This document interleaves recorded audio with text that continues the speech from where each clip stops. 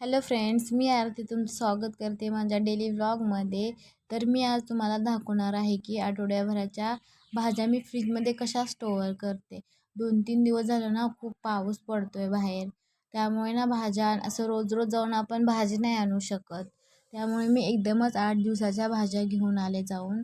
त्यात मी दुधी, मिरची, फ्लावर, घेवडा, पावटा, कोथिंबीर, शिमला मिरची त्या खूप भाज्या घेऊन आले. त्या व्यवस्थित साफ करून घेतल्या, व्यवस्थित नीट करून घेतल्या. नंतर कोथिंबीर साफ करून घेतली. मी आठवड्याची एकदमच लसूण सोलून ठेवते, कारण पटकन आपल्याला फोडणीसाठी उपयोग येतो. नंतर मी तसं खोबरं पण 8 दिवसाचं एकदा मी छोटे छोटे तुकडे करून मिक्सरला बारीक करून ठेवत असते. जसं की भरली वांगी, भरली शिमला मिरची जर करायची असेल तर आपल्याला खोबऱ्याचं वाटण पटकन आपला वेळ पण नाही जाणार आणि टाईम पण नाही वेस्ट होणार आणि अशा गोष्टी पटकन लगेच आपण भाजीला लगेच फोडणी देऊ शकतो ना. आणि सकाळी आपल्याला खूप गडबड गोंधळ पण नाही होणार आपली टिफिन बनवताना, की कुठली भाजी बनवू, आता हिला वाटणच नाही, ह्याला वाटण करा मग भाजी बनवा, ह्यात खूप वेळ निघून जातो ना. म्हणून मग त्यासाठी मी आधीच अशा वाटण वगैरे करून ठेवत असते. आणि मला ज्या भाज्या धुवायच्या ती मी ज्या भाज्या मला 1-2 दिवसाने मी करणार आहे त्या लगेच धुवून ठेवत असते. आणि ज्या भाज्या मी करणार नाही आहे किंवा शेवटी करणार आहे किंवा त्याला टाईम आहे थोडा भाज्या बनवायला करायला, मग त्या मी भाज्या नंतर जेव्हा मला पाहिजे तेव्हा धुवून ठेवत असते, जसं मला टाईम भेटेल तसं.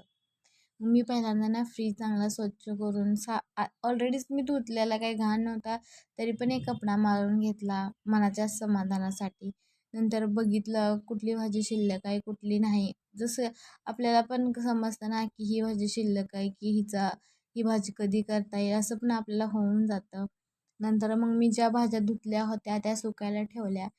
मला पूर्ण भाज्या धुतलेला व्हिडिओ बनवायचा होता, पण मला वाटलं की मी व्हिडिओ चालू चालू ठेवला होता. मला असं वाटलं की व्हिडिओ चालू झाला आहे, पण ॲक्च्युअलमध्ये तो व्हिडिओ चालूच झाला नाही आहे.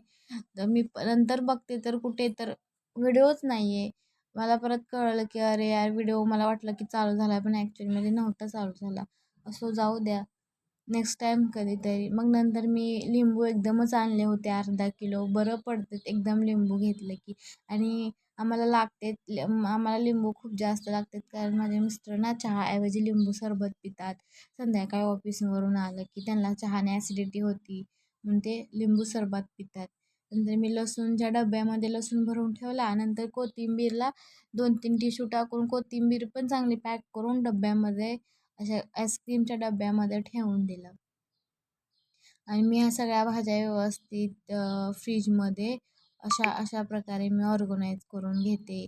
आणि मला ज्या भाज्या लागणार आहेत, आज कोथिंबीर, कढीपत्ता, ती मी अशा माझ्या हाताला येतील अशा ठेवून देत असते. आणि मला ज्या भाज्या लागणार नाही आहेत किंवा त्याचा नंबर नंतर आहे भाजी करायच्या वेळेस, ती मी अशा मागे ठेवून देत असते. आणि मला जे लागणार आहेत ते मी अशा पुढे ठेवत असते. जसं की मी मटार, लसूण अशा गोष्टी मी वर ठेवत असते, आणि ज्या ज्या लागणार आहेत त्या खाली ठेवत असते. नंतर बटाटे, कांदे पण आणले होते, ते पण त्याच्या स्टँडमध्ये ठेवून टाकले व्यवस्थित. आणि मी कांदे एकदमच आणत असते 2-3 किलो, म्हणजे जरा बरं पडतं. आपल्याला रोजच कांदे लागतात भाजीसाठी पण, स्वयंपाकासाठी पण, खाण्यासाठी. त्यामुळे मी एकदमच घेऊन येते.